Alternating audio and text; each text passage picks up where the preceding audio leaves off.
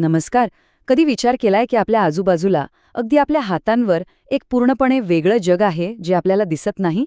चला, आज आपण त्याच अदृश्य जगाचा दरवाजा उघडूया आणि पेशी व सूक्ष्मजीवांच्या एका अद्भुत दुनियेत प्रवेश करूया.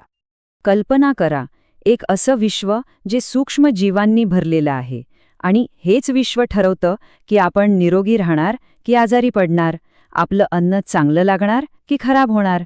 चला, ह्याच अदृश्य शक्तीला जरा जवळून समजून घेऊया. ह्या प्रवासाची सुरुवात झाली एका साध्या पण अत्यंत क्रांतिकारक उपकरणाने, सूक्ष्मदर्शक. 1673 मध्ये अँटॉन व्हॅन ल्युवेनहॉक नावाच्या एका माणसाने अनेक भिंग एकत्र करून पहिल्यांदा त्या अदृश्य जगाचं दार उघडलं. त्यांनी पाण्याच्या एका थेंबात जे छोटे छोटे प्राणी पाहिले ना, त्याने विज्ञानाची दिशाच बदलून टाकली. चला तर मग सुरुवात करूया त्या जगापासून जे आपल्या डोळ्यांना दिसत नाही आणि बघूया की त्याला जवळून पाहणं किती सोपं आहे. हे इतकं सोपं आहे की कोणीही करू शकतं. फक्त एका कांद्याचा अगदी पातळ पापुद्रा घ्या, त्यावर आयोडीनचा एक थेंब टाका आणि सूक्ष्मदर्शकाखाली बघा. काय दिसेल असं वाटतं? हा एक साधा प्रयोग आपल्याला थेट जीवनाच्या मूलभूत रचनेपर्यंत घेऊन जातो. आणि हे बघा, काय कमाल दृश्य आहे हे. जो कांदा आपल्याला एकसंध दिसतो तो प्रत्यक्षात अशा हजारो लहान लहान विटांसारख्या भागांनी बनलेला असतो. याच विटांना आपण पेशी असं म्हणतो. आणि गंमत म्हणजे हीच रचना प्रत्येक सजीवाची आहे. अगदी प्रत्येक वनस्पती, प्रत्येक प्राणी, सगळेच अशा लहान घटकांनी बनलेले आहेत. तर मग आता ह्या मूलभूत घटकांबद्दल म्हणजे ह्या पेशींबद्दल जरा अजून जाणून घेऊया. नक्की काय आहेत ह्या पेशी? सोप्या भाषेत सांगायचं झालं तर पेशी म्हणजे कोणत्याही सजीवाच्या शरीरातला सगळ्यात लहान भाग जो स्वतःचं काम स्वतः करू शकतो. जशा विटांनी इमारत उभी राहते ना, अगदी तसंच पेशींनी सजीवांचं शरीर बनतं. आणि एक इंटरेस्टिंग गोष्ट म्हणजे सगळ्या पेशी काही सारख्या नसतात. काही गोल असतात, काही लांबट, तर काही अगदी विचित्र आकाराच्या. उदाहरणार्थ, चेतापेशी संदेश पोहोचवण्याचं काम करतात, तर स्नायूपेशी आकुंचन पावतात, ज्यामुळे आपण हालचाल करू शकतो. प्रत्येक पेशीचं काम ठरलेलं आहे आणि ते खूप खास आहे. आता बघा, वनस्पती आणि प्राणी यांच्या पेशींमध्ये काही महत्त्वाचे फरक आहेत. वनस्पती पेशींना एक कणखरपणा देणारी पेशीभित्तिका असते, जी प्राण्यांच्या पेशींमध्ये नसते.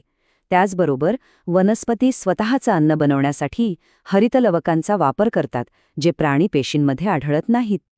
खरं तर प्रत्येक पेशी म्हणजे जणू काही एक छोटंसं शहरच आहे. या शहरात एक केंद्रक म्हणजे कंट्रोल रूम आहे, जो सगळ्या कामांवर लक्ष ठेवतो. आणि तंतुकणिका नावाचे पॉवर प्लांट आहेत, जे संपूर्ण शहराला ऊर्जा देतात. किती अविश्वसनीय रचना आहे ही, नाही का? आत्तापर्यंत आपण अशा सजीवांबद्दल बोललो जे अनेक पेशींनी बनलेले आहेत. पण असेही काही सजीव आहेत जे फक्त एकाच पेशीचे बनलेले असतात. चला, आता या सूक्ष्म जगाची ओळख करून घेऊया. हे सजीव किती लहान असू शकतात याचा अंदाज आहे? पोलिओचा विषाणू फक्त 28 नॅनोमीटरचा असतो. म्हणजे एका मीटरचे अब्जावधी तुकडे केल्यावर जो एक तुकडा होईल तेवढा. कल्पना करा, जर आपलं एक केस 1 किलोमीटर रुंद असतं तर हा विषाणू फक्त एका लहान गाडी इतकाच दिसला असता. यांनाच आपण सूक्ष्मजीव म्हणतो. आणि हे कुठे नसतात असं नाही. हवेत, पाण्यात, जमिनीत आणि इतकंच काय, आपल्या शरीराच्या आत आणि त्वचेवर कोट्यावधींच्या संख्येत हे सूक्ष्मजीव राहतात. आणि या सूक्ष्मजीवांमध्ये इतकी विविधता आहे की आपण थक्क होऊन जाऊ. जीवाणू, विषाणू, बुरशी, शैवाल असे असंख्य प्रकार आहेत. प्रत्येकाची रचना आणि जगण्याची पद्धत पूर्णपणे वेगळी. हे खरंच एक स्वतंत्र, अदृश्य जग आहे. पण मग एक महत्त्वाचा प्रश्न येतो की हे सूक्ष्मजीव आपल्यासाठी चांगले आहेत की वाईट?